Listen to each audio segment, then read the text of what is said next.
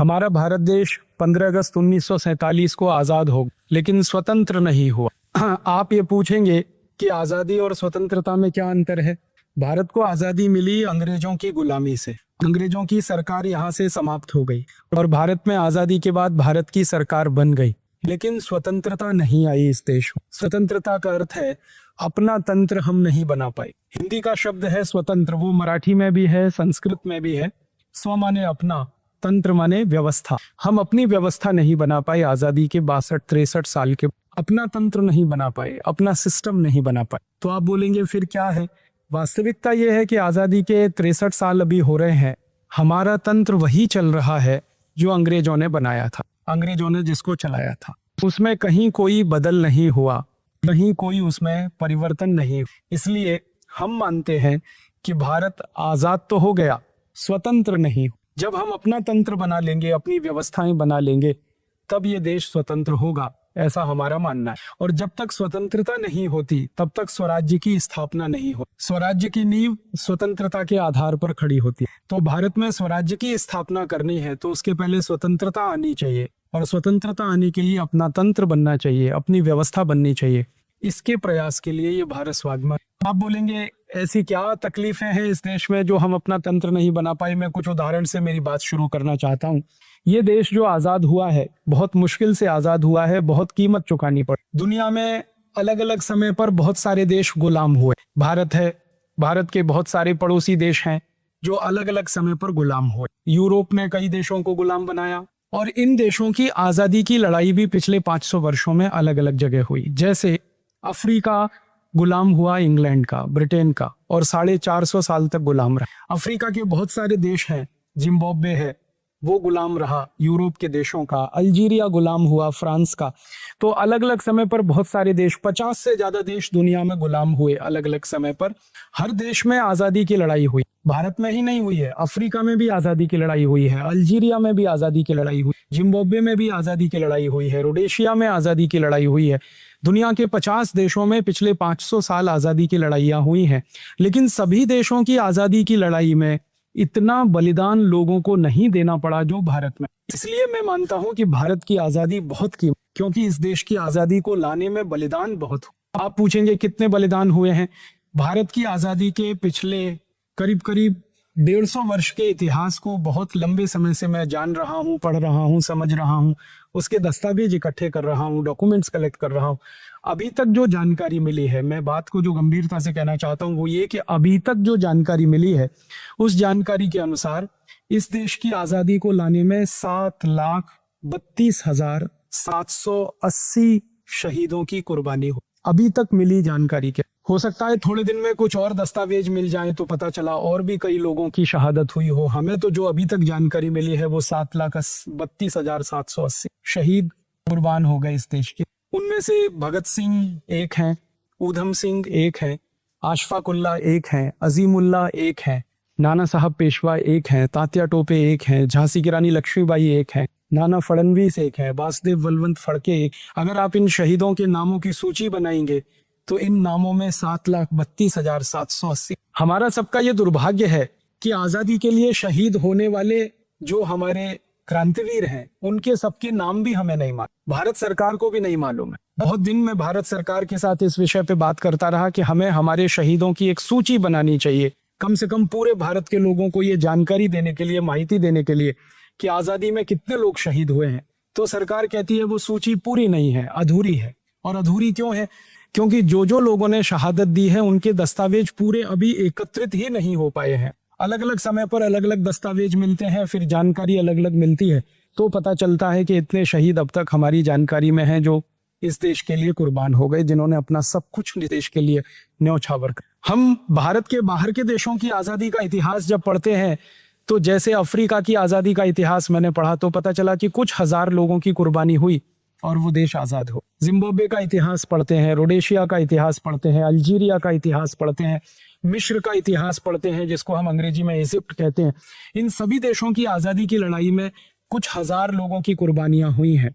लेकिन भारत अकेला एक ऐसा देश है जहां की आजादी के लिए 7,32,700, और ये 7,32,780 वो शहीद हैं जिनको अंग्रेजों की सरकार ने फांसी के फंदे पे चढ़ाया या फांसी दे दी, सीधे जिनको फांसी दी, ये वो लोग हैं जिनको अंग्रेजों ने भारत की जेलों में फांसी दी और जिनको अंग्रेजों ने इंग्लैंड की जेल में फांसी दी। आप जानते हैं कुछ शहीदों को फांसी लंदन में हुई, इंग्लैंड में हुई, जैसे शहीद ऊधम सिंह, उनको लंदन में फांसी दी। मदन लाल धिंगरा, उनको लंदन में फांसी हुई। भगत सिंह, राजगुरु, सुखदेव को लाहौर में फांसी हुई, जो भारत का अंग था।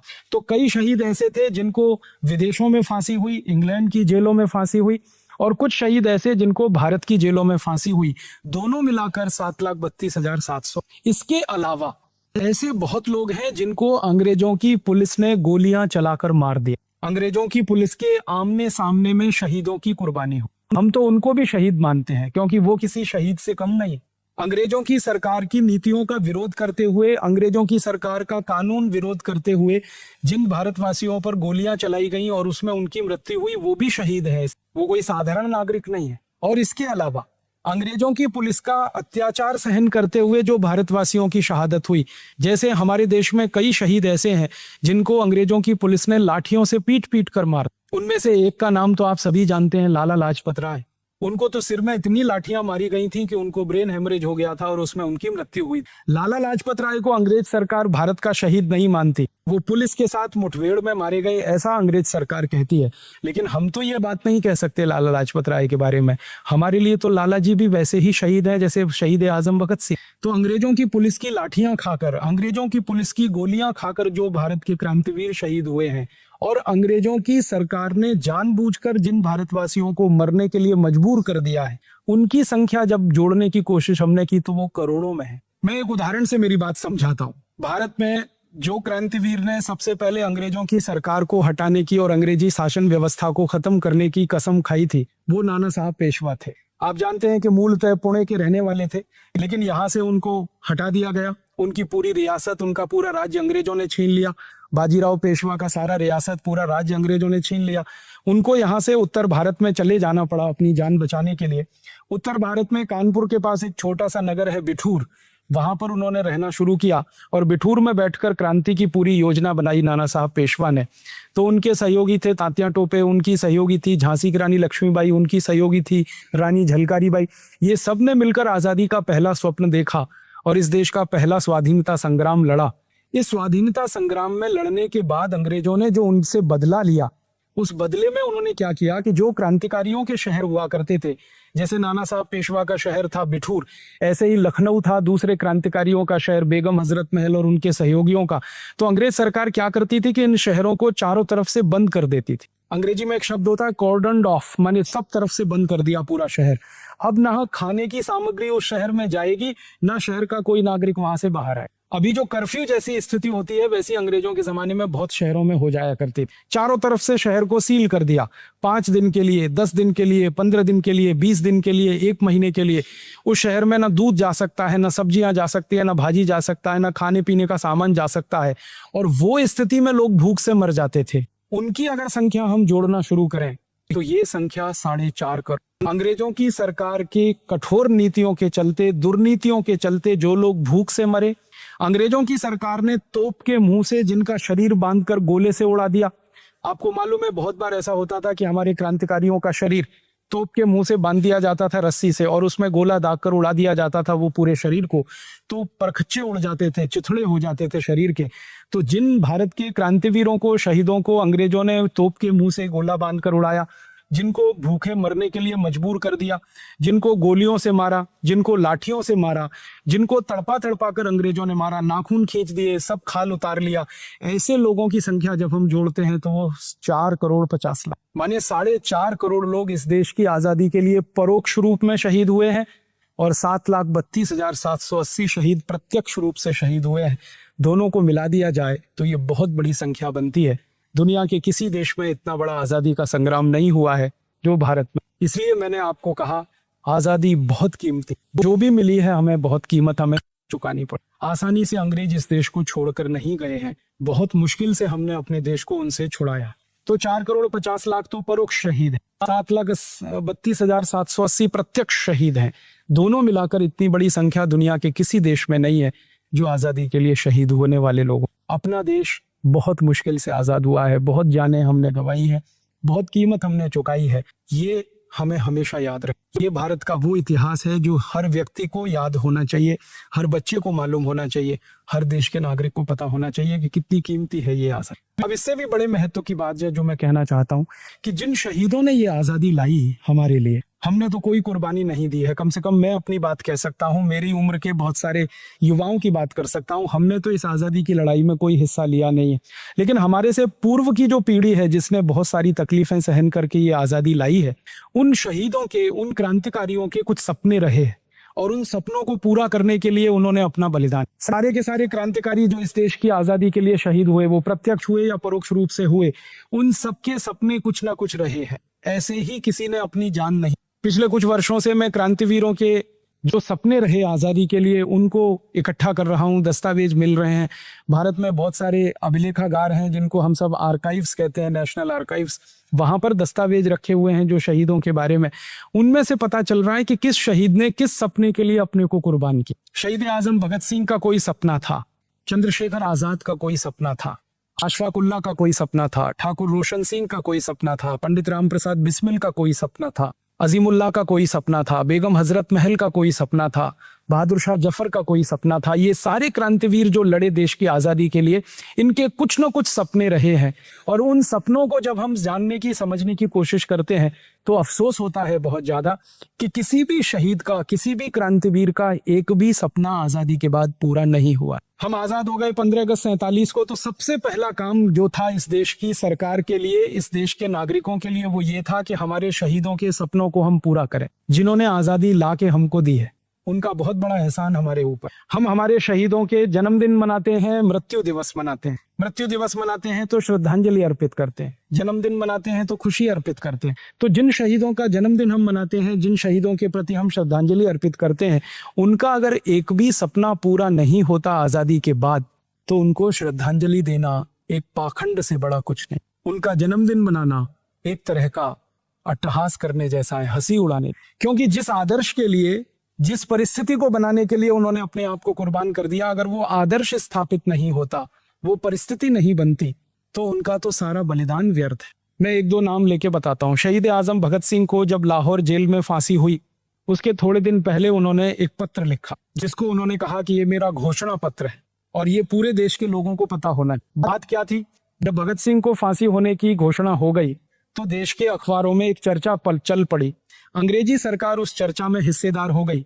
अंग्रेजी सरकार कहती थी कि भगत सिंह आतंकवादी है, भारत के लोग कहते थे कि भगत सिंह क्रांतिकारी। अब क्रांतिकारी और आतंकवादी की बहस शुरू। तो अंग्रेजी अखबार जो उस समय छपा करते थे, आज भी उनमें से एक दो अखबार इस देश में चलते हैं, तो उन अंग्रेजी अखबारों में अंग्रेज सरकार के समर्थन में लिखा जाता था कि भगत सिंह और उनके जो सहयोगी हैं चंद्रशेखर, उनके जो सहयोगी रोशन सिंह, मनमथ नाथ गुप्त, ये सब आतंकवादी। तो भगत सिंह को एक घोषणा पत्र जारी करना पड़ा और उनको ये बताना पड़ा कि हम आतंकवादी नहीं है, हमने बहुत सोच समझकर, जानबूझकर ये क्रांतिकारी कदम उठाया है और हमारे कोई सपने हैं जिनके लिए हम अपने को बलिदान कर रहे हैं। हम ऐसे ही साधारण लोग नहीं है, आतंकवादी नहीं। उन्होंने जो घोषणा पत्र जारी किया था उसमें उन्होंने लिखा कि हम क्या चाहते हैं। उन्होंने लिखा कि हम चाहते हैं कि भारत से अंग्रेजों की सरकार चली जाए, अंग्रेजों की शासन व्यवस्था समाप्त हो जाए और उसके बाद भारत में जो व्यवस्था बने वो स्वदेशी व्यवस्था हो, पूर्ण रूप से स्वराज्य वाली व्यवस्था हो। तो उन्होंने जब घोषणा पत्र लिखा तो बहुत स्पष्ट कहा उन्होंने कि अंग्रेजों के जाने के तत्काल बाद इस देश में अंग्रेजों की शासन व्यवस्था चली जानी, अंग्रेजों के जाने के बाद इस देश में से अंग्रेजों के बनाए हुए कानून समाप्त हो जाने, अंग्रेजों के जाने के बाद इस देश में से अंग्रेजों के बनाए गए सब नियम बदल जाने चाहिए, अंग्रेजों के जाने के बाद इस देश में से अंग्रेजी चली जानी चाहिए, अंग्रेजों के जाने के बाद इस देश में से अंग्रेजी शिक्षा व्यवस्था खत्म हो जानी चाहिए। एक लंबा घोषणा पत्र है जिसमें 29 बातें उन्होंने, और उस घोषणा पत्र पर शहीद आजम भगत सिंह ने सबसे पहले हस्ताक्षर किया। बाद में जब घोषणा पत्र जेल के बाहर आया तो उनके दूसरे सहयोगियों के हस्ताक्षर उस पर हुए। उस पर चंद्रशेखर आजाद के हस्ताक्षर है, उस पर ठाकुर रोशन सिंह के हस्ताक्षर हैं, उस पर राम प्रसाद बिस्मिल के हस्ताक्षर हैं। ऐसे उस जमाने के 7 बड़े क्रांतिकारियों के हस्ताक्षर से वो घोषणा पत्र जारी हुआ। सारे देश के अखबारों में वो छपा, तब भारत के लोगों को ये पता चला कि ये सारे क्रांतिकारी किसी सपने के लिए अपने आप को कुर्बान कर रहे हैं, शहादत को अपने ऊपर ओढ़ रहे हैं। और वो सपना क्या है?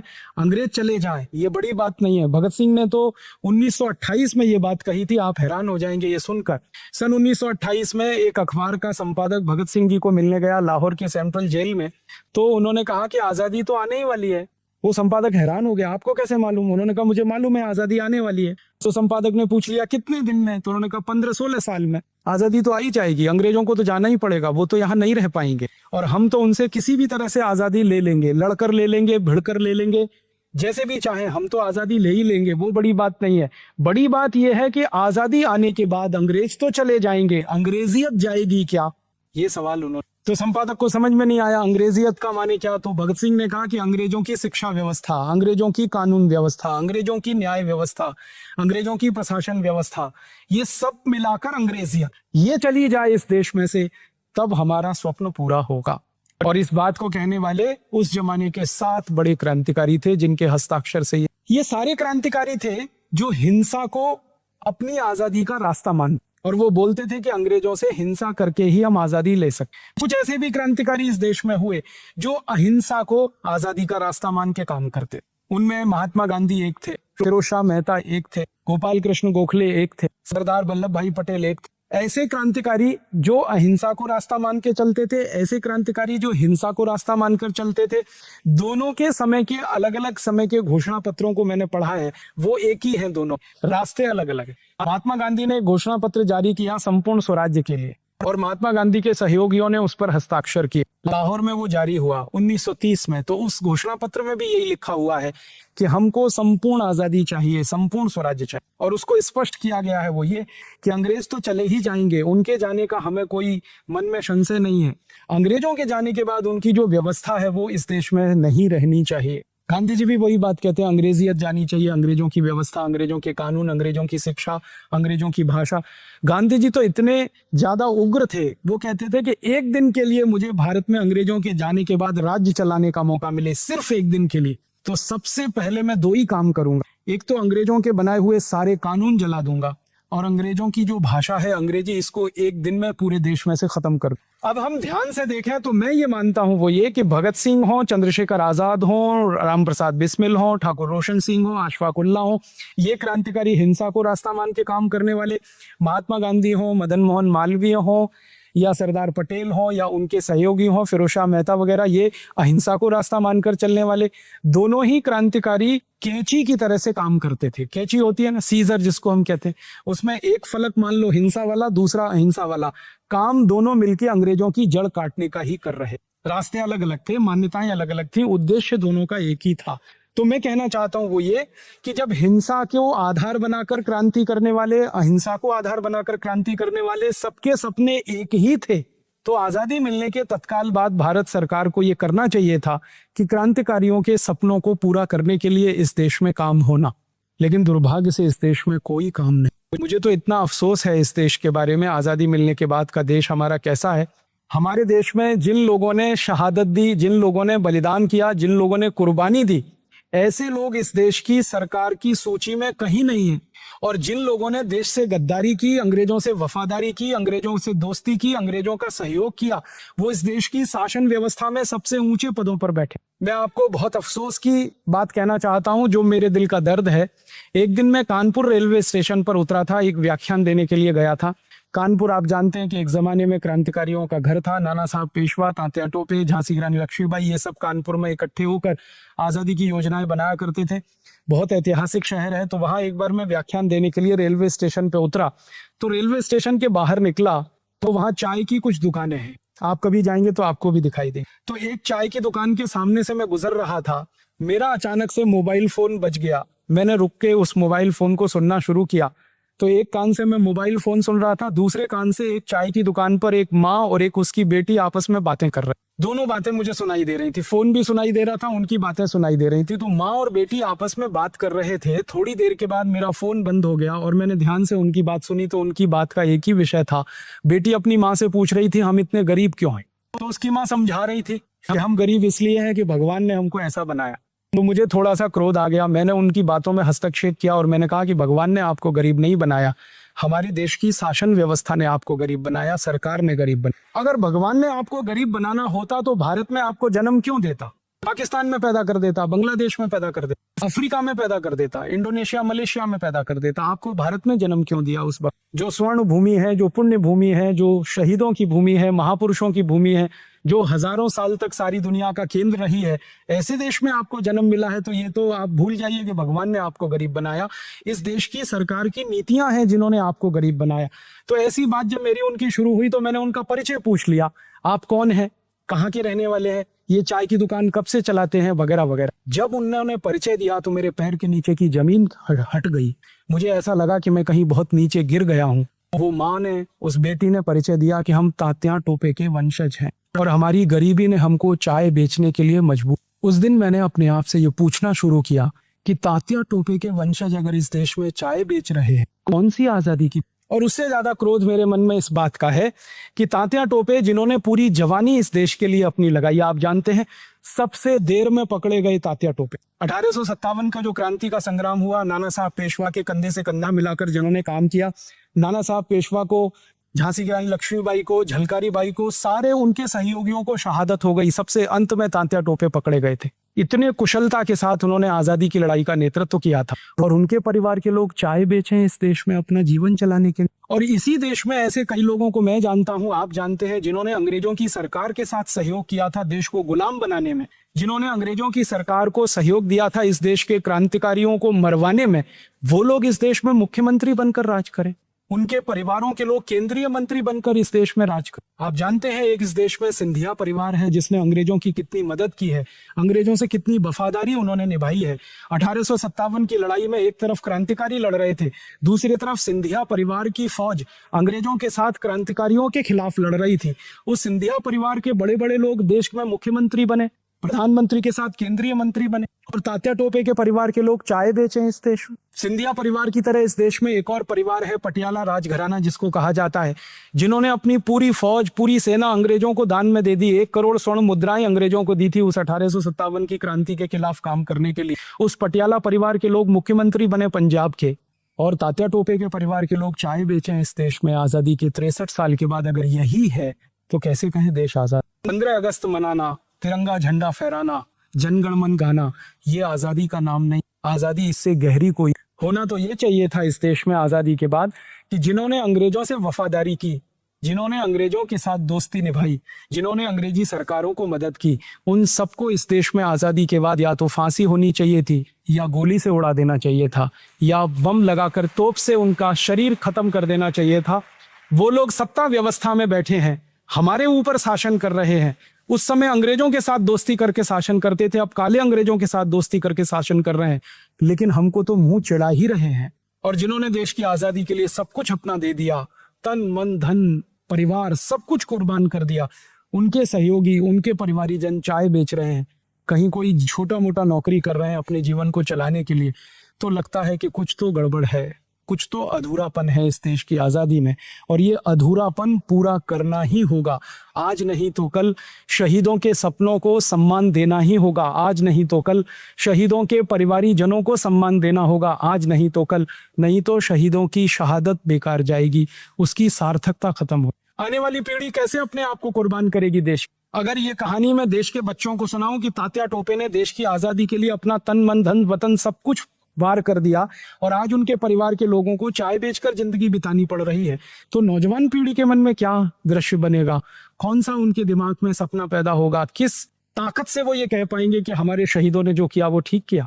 इसलिए मैं मानता हूं कि आजादी आ तो गई है, लेकिन आजादी के बाद की व्यवस्था वैसी नहीं है जो आजादी के लिए सपना देखने वाले शहीदों ने सोच। इससे भी ज्यादा खराब बातें हैं मुझे जो आपको कहनी नहीं चाहिए कि इस देश में एक नहीं ऐसे सैकड़ों शहीदों के परिवार हैं जिनके लिए खाने को।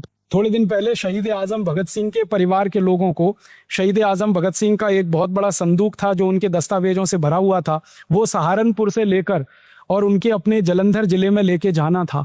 उस ट्रंक को भेजने के लिए पैसे इकट्ठे नहीं हो पा रहे थे। इतनी गरीबी में भगत सिंह के परिवारी जन लोग रह रहे। ठाकुर रोशन सिंह के परिवार के लोग, चंद्रशेखर आजाद के परिवार के लोग अभी भी मध्य प्रदेश में बड़ी जलालत और गरीबी। एक भी शहीदों के परिवार में से ऐसा नहीं मिला मुझे, मैंने तो पिछले 10-12 वर्षों में कुछ 50 से ज्यादा शहीदों के परिवारों में जाकर स्थिति को समझने की कोशिश की है। एक भी परिवार ऐसा नहीं मिला जो ये कहता हो कि हाँ, आजादी के बाद हम कोई सम्मान की जिंदगी जी रहे हैं, कोई सुकून की जिंदगी। और ये तो वो 50 परिवार हैं जिनको मैंने खोज लिया इस देश में से, पता नहीं ऐसे कितने हजार परिवार, कितने लाख। इसलिए हम मानते हैं भारत स्वाभिमान की तरफ से कि ये आजादी अधूरी है, और ये आजादी पूरी तब होगी जब शहीदों के सपनों का सम्मान होगा, शहीदों के परिवारियों का सम्मान होगा, उनको इस देश में वो स्थान मिलेगा जो इस देश में आज सत्ता चलाने वालों को मिला हुआ है, जिन्होंने आजादी की लड़ाई में अपने जीवन में से कुछ नहीं गंवाया, जिन्होंने आजादी की लड़ाई में कभी कोई भाग नहीं लिया, जिन्होंने आजादी की लड़ाई में अपने खून की एक बूंद भी कभी दान नहीं की, उन लोगों के हाथ में पूरे देश की शासन व्यवस्था हो, और जिन्होंने आजादी की लड़ाई में अपना सब कुछ गंवाया, वो तिल तिल भूखे मरे, चाय बेचनी पड़े, पकौड़ियां बेचनी पड़े, उन ये हमारे लिए बहुत शर्मनाक है, बहुत अफसोस है। इस व्यवस्था को ठीक करना है।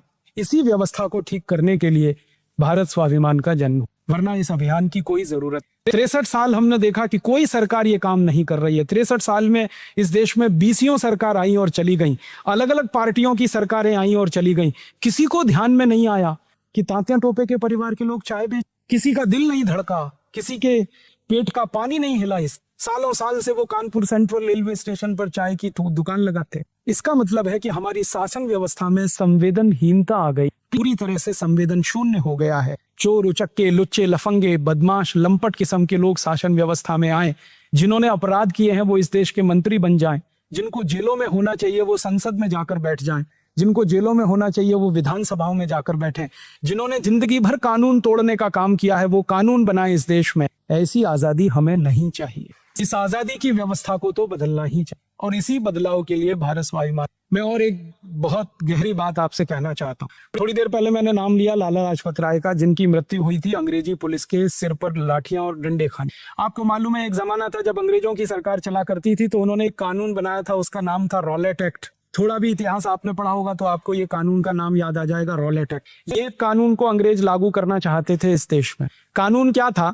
किसी भी भारतवासी को कोई भी अंग्रेज पुलिस का अधिकारी घर में जाए, गिरफ्तार करके जेल में डाल दे, उसके ऊपर मुकदमा ना चलाए, फिर भी वो व्यक्ति सालों साल जेल में बंद रहे, ऐसा कानून था रॉलेट एक्ट। किसी भी भारतवासी को कोई अंग्रेजों का पुलिस का अधिकारी रात के 2 बजे, रात के 3 बजे सोते से उठाकर लाए, थाने में बंद कर दे, और उसको ये ना बताए कि तुम्हारा अपराध क्या है, और उसको ये ना बताए कि तुमको किस अपराध में गिरफ्तार किया गया है, फिर भी उस व्यक्ति को बंद रहना पड़े महीनों महीनों, सालों सालों, ये कानून था रॉलेट एक्ट। अंग्रेजों की सरकार इस कानून को लागू करना चाहती। भारत के जो क्रांतिकारी लोग थे वो इस कानून का विरोध कर, तो इस कानून का विरोध करने के लिए लाहौर में एक बहुत बड़ी रैली निकाली गई थी, जैसे हम आजकल निकालते हैं सरकार की नीतियों का विरोध करने के लिए। उस रैली का नेतृत्व कर रहे थे लाला लाजपत, और शांतिपूर्ण रैली थी। उस रैली के ऊपर एक अंग्रेज पुलिस अधिकारी सैंडर्स ने लाठियां चलाई थी, और इतनी लाठियां चलाई थी कि लाला जी की रैली से हॉस्पिटल ले जाते हुए मृत्यु। लाला जी के सिर में लाठियां मारी थी, एक नहीं 14 लाठियां मारी। आपको मालूम है कि लाठी मारने का भी एक नियम है पुलिस का, और वो नियम ये है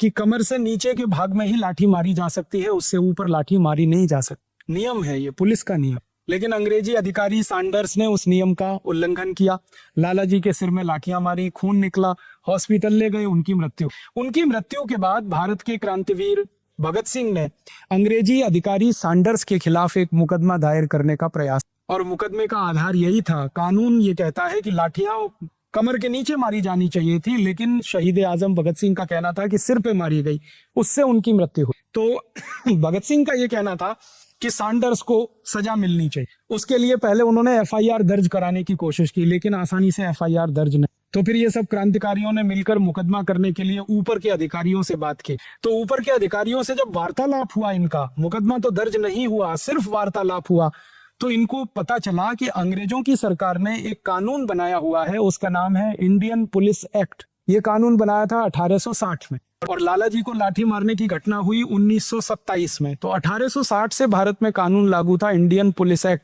उस कानून में हर अंग्रेज अधिकारी को राइट टू ऑफेंस, और किसी भी भारतीय व्यक्ति को राइट टू डिफेंस नहीं। इसका मतलब क्या? कोई भी अंग्रेज अधिकारी चाहे तो लाठियों से किसी भी भारतवासी को पीट सकता है, कोई भी भारतवासी अपनी जान बचाने के लिए लाठी को पकड़ नहीं सकता। कानून ये थे। राइट टू ऑफेंस माने अंग्रेज अधिकारी चाहे तो लाठियों से मार मार के आपको घायल कर दे, अधमरा कर दे, ये उसका अधिकार है, ये उसका कर्तव्य है, ये उसकी ड्यूटी है। लेकिन कोई भारतवासी उस लाठियों की मार से बचने के लिए लाठी पकड़ ले तो ये कानून के विरुद्ध, और मुकदमा जो चलेगा वो भारतवासी पर चलेगा, क्योंकि उसने पुलिस को ड्यूटी करने से रोका, और पुलिस की ड्यूटी है कि वो लाठियों से आपको पीटे, ये उसका कर्तव्य है। तो आपने उसको रोक दिया, इसलिए मुकदमा आपके खिलाफ चलेगा। तो जब ये मामला आया और इंडियन पुलिस एक्ट की व्याख्या हुई तो शहीद आजम भगत सिंह को उत्तर मिला अंग्रेज सरकार की तरफ से कि सैंडर्स के खिलाफ कोई केस नहीं बनता, क्योंकि सैंडर्स का कर्तव्य था, अधिकार था, उसने लाला जी को मारा। अब मृत्यु हो गई तो हम अफसोस व्यक्त कर सकते हैं, इससे ज्यादा कुछ। लिहाजा सैंडर्स के ऊपर मुकदमा नहीं चला, न्याय इनको नहीं मिला।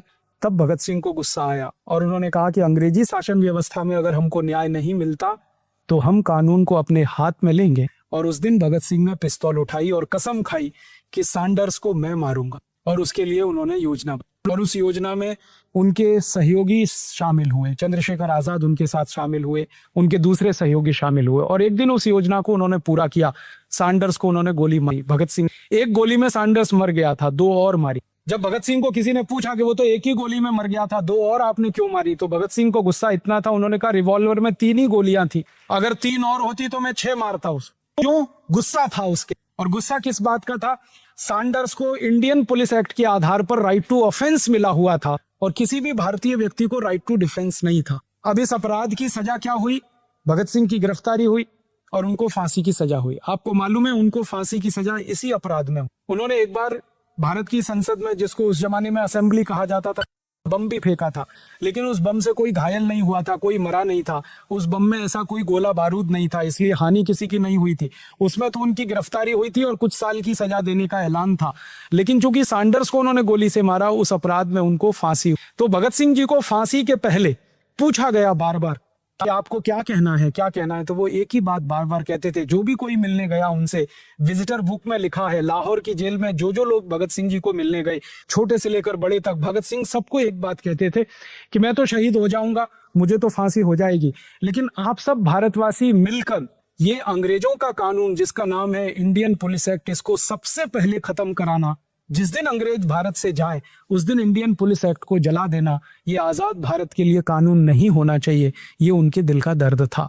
अब मैं आपसे विनम्रता पूर्वक एक बात कहना चाहता हूं, वो कि शहीद आजम भगत सिंह के दिल का जो दर्द था कि इंडियन पुलिस एक्ट 1860 वाला कानून बदल जाना चाहिए अंग्रेजों के जाने के बाद, लाला लाजपत राय को जिस अंग्रेजी कानून के तहत लाठियां मारी गई, पुलिस ने उनको पीटा और उनकी मृत्यु हुई, वो कानून आजादी मिलने के 63 साल के बाद भी इस देश में चल रहा है, वैसे ही चल रहा है जैसे अंग्रेज। अभी भी पुलिस अधिकारियों को राइट टू ऑफेंस है और किसी भी भारतवासी को राइट टू डिफेंस। अभी भी पुलिस अंग्रेजों की तरह से ही व्यवहार करती है। जैसे अंग्रेजों की पुलिस भारतवासियों पर लाठी चार्ज करती थी, वैसे ही आजाद भारत की पुलिस भी भारतवासियों पर लाठी चार्ज करती है। जैसे अंग्रेजों की पुलिस गोलियां चलाती थी, वैसे ही भारत की पुलिस गोलियां चलाती है। पुलिस की गोलियों में लोग मारे जाते हैं, लाठी चार्ज में लोग घायल हो जाते हैं। कानून वही चल रहा है जो 1860 में बना था। बस अंतर इतना ही है कि पुलिस को लाठी चार्ज करने का आदेश देने वाले पहले गोरे अंग्रेज थे, अब पुलिस को लाठी चार्ज का आदेश देने वाले काले अंग्रेज हो गए हैं। व्यवस्था वही है, कानून वही है, नीतियां वही है। इसलिए हम भारत स्वाभिमान वाले ये मानते हैं, आजादी है कहाँ? आजादी तो अंग्रेजों के जमाने में पुलिस को थी, आपको मारने की, पीटने की। वो आजादी आज 63 साल के बाद भी पुलिस को है, आपको मारने की। इस देश में कई बार ऐसे दृश्य देखने को मिलते हैं जो हम गवार नहीं कर पाते। थोड़े दिन पहले मैंने टेलीविजन चैनल पर एक खबर देखी, शायद आपने भी देखी हो। दिल्ली में भारत देश के अंधे लोगों ने मिलकर एक प्रदर्शन किया था। थोड़े दिन, एक संगठन है हमारे देश में, उसका नाम है नेशनल ब्लाइंड्स एसोसिएशन, राष्ट्रीय अंध लोगों का संगठन। उनको आंखों से दिखाई नहीं देता। उन्होंने अपनी कुछ मांग भारत सरकार के सामने रखने के लिए प्रदर्शन किया था और मांग बहुत साधारण सी थी कि अंधे लोग अकेले कहीं यात्रा नहीं कर सकते, उनके साथ किसी ना किसी एक व्यक्ति को साथ में रहना पड़ता है। तो उनकी ये मांग थी कि उनके साथ जो भी व्यक्ति यात्रा करे उसको टिकट ना लेनी पड़े, क्योंकि वो व्यक्ति अपने लिए यात्रा नहीं कर रहा है, उस अंधे व्यक्ति को सहारा देने के लिए यात्रा। इतनी सी मांग उन्होंने रखी थी सरकार के। और इसके लिए दिल्ली में एक स्थान है जंतर मंतर, वहां पर उन्होंने एक प्रदर्शन आयोजित किया था। मैंने उस दिन समाचार में देखा मेरी आंखों से, पुलिस ने उन अंधे लोगों के ऊपर लाठी, जो भाग नहीं सकते अपने को बचाने के लिए, जिनको कुछ दिखाई नहीं दे, और मैं देख रहा था पुलिस लाठियों से मार रही थी और वो हाथों से एक दूसरे को टटोल टटोल कर उन लाठियों से बचने की कोशिश कर रहे थे। 17 लोग उसमें घायल हुए थे, खून उनको निकल रहा था, लेकिन पुलिस पूरी बर्बरता से उनको पीट। उस दिन मैं अपने आप से पूछ रहा था, भारत आजाद है, हम स्वतंत्र हैं, हमारे देश में स्वराज्य आ गया है क्या? लाला लाजपत राय को जिस बेदर्दी से पुलिस पीटती थी, आज भी देश के लोगों को उसी बेदर्दी से। कानून अगर नहीं बदला, व्यवस्था अगर नहीं बदली, तो आजादी का कोई अर्थ नहीं। एक और उदाहरण देता हूं, हमारे देश में बहुत सारे लोग हैं जिनको पोलियो हुआ है और उनके पांव काम नहीं, वो बाइसिकल पर, ट्राईसाइकिल पर बैठकर अपनी जिंदगी चलाते हैं। तो ऐसे कुछ हजार लोगों ने एक बार दिल्ली में अपनी मांग के लिए कुछ जानकारी देने के लिए प्रदर्शन किया था। पुलिस ने उन पे भी लाठी चलाई, 24 लोग घायल हुए। अभी थोड़े दिन पहले की घटना है, राजस्थान में सरकार एक चला करती थी जो अब चली गई, अब भूतपूर्व हो गई वो सरकार। उस सरकार ने राजस्थान में एक नियम बना दिया, नीति बना दी, हर गांव में शराब की दुकान होनी ही चाहिए। ये नीति जिस सरकार ने बनाई वो भारतीय जनता पार्टी की सरकार थी, और वो भारतीय जनता पार्टी की सरकार, भारतीय जनता पार्टी की सरकार स्वदेशी की बात, राष्ट्रवाद की बात, संस्कृति की बात, सभ्यता की बात करने वाले लोगों ने नीति बनाई राजस्थान में, हर गांव में शराब की दुकान होनी ही चाहिए। क्यों? मुख्यमंत्री का आदेश है, हर गांव में शराब बिके। तो किसानों ने इसका विरोध किया और किसानों ने ये कहा कि हमको शराब नहीं चाहिए, पीने का पानी चाहिए, क्योंकि राजस्थान में पानी की बहुत ज्यादा कटौती। उन्होंने कहा हमारे खेत को पानी चाहिए, हमको पीने का पानी चाहिए, हमको शराब नहीं चाहिए। तो इसके लिए किसानों ने एक बहुत बड़ा प्रदर्शन किया था। उस प्रदर्शन के ऊपर राजस्थान के मुख्यमंत्री का आदेश हुआ, पुलिस ने गोलियां चलाई, 21 किसान मारे गए। उनका अपराध क्या था? किसानों ने सिर्फ ये कहा था कि हमें शराब नहीं चाहिए, हमें पीने का पानी चाहिए। पुलिस ने उस दिन बर्बरता दिखाई। उस दिन भी मैंने अपने आप से पूछा, देश आजाद हो गया है, हम स्वतंत्र हो? और एक घटना सुना था, ये तो बीजेपी की सरकार की बात कर, पश्चिम बंगाल में कम्युनिस्ट पार्टी की सरकार है। वहां एक छोटा सा गांव है, उसका नाम है नंदीग्राम। उस नंदीग्राम के किसानों ने अपनी जमीन बचाने के लिए एक आंदोलन किया था। सरकार उनकी जबरदस्ती जमीन छीन रही थी। किसानों का कहना था ये जमीन हम नहीं बेचेंगे क्योंकि इस पर हम खेती करना चाहते हैं। सरकार ने जबरदस्ती करके जमीन छीनी, किसानों ने विरोध किया, पुलिस ने उन किसानों पर गोलियां चलाई और 20 किसान उसमें मार डाले। उन्होंने, बंगाल की सरकार कम्युनिस्ट सरकार थी जिन्होंने ये आदेश दिया गोली चलाने का। और कम्युनिस्ट लोग कहते हैं कि हम सर्वहारा के लोग हैं, हम आम आदमी की बात करते हैं, गरीब आदमी की बात करते हैं, फिर भी गरीबों पे गोलियां चली और उनको मार डाला गया, जमीनें जबरदस्ती उनसे छीनी गई। उस दिन मैंने सोचा, क्या बीजेपी, क्या कांग्रेस, क्या कम्युनिस्ट पार्टी, क्या जनता दल, क्या कोई, सभी पार्टियों की सरकारें वैसे ही व्यवहार करती हैं जैसे अंग्रेज किया कर। आम आदमी को कुछ नहीं समझते, मार देते हैं गोलियों। कांग्रेस की कई राज्यों में सरकारें हैं इस समय देश, और ऐसे कम से कम 12-13 राज्यों की कहानियां मैं सुना सकता हूं जहां कांग्रेस की सरकार के आदेश पर किसानों पे गोलियां चलाई गई, लाठियां चलाई गई।